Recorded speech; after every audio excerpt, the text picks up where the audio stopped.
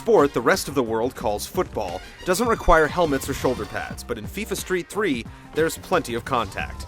Borrowing its design from EA's NBA and NFL Street franchises, fancy footwork is just as important as over-the-top kicks.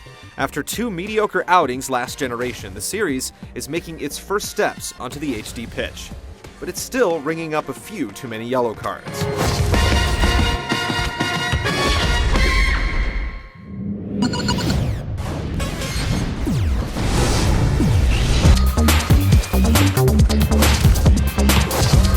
Arcade sports games may not rely on all the niggling details The Sims generally have, but that's no excuse for not creating some imaginative, accessible gameplay options.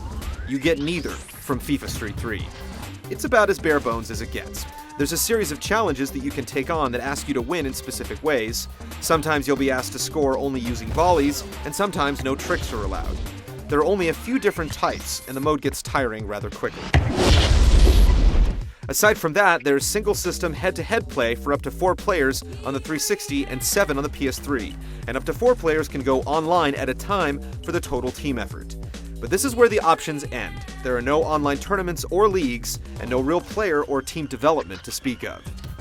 While the FIFA license brings real players into the game, they come from just 18 different countries. Considering how much time there's been between releases in the series, there's no excuse for such a limited amount of content.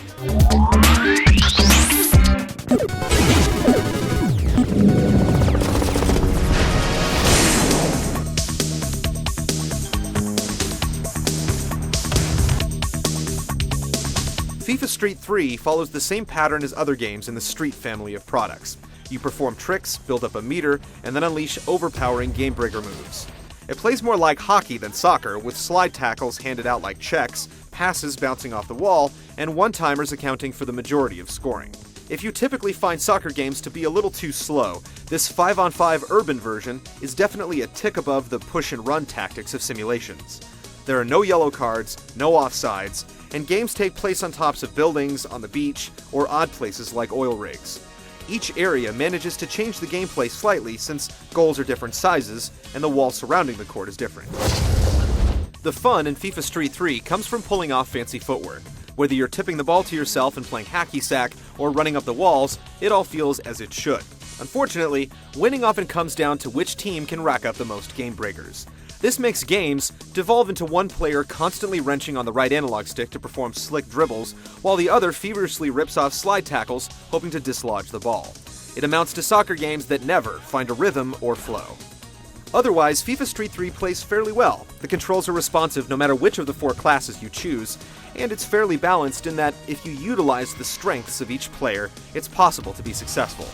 But there's not a lot of depth to explore, and after a few hours, you'll feel like you've seen all there is to see.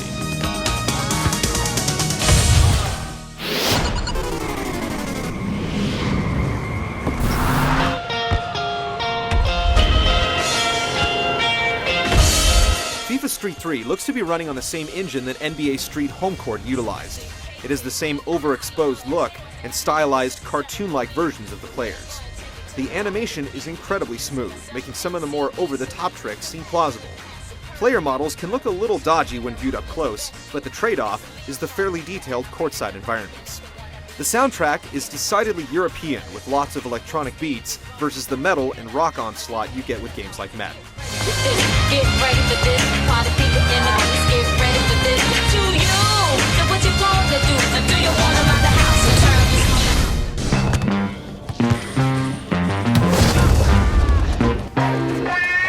FIFA Street 3 is action-packed, well-balanced, and fun for multiplayer sessions, but its lack of content and simple play mechanics stifle the long-term prospects.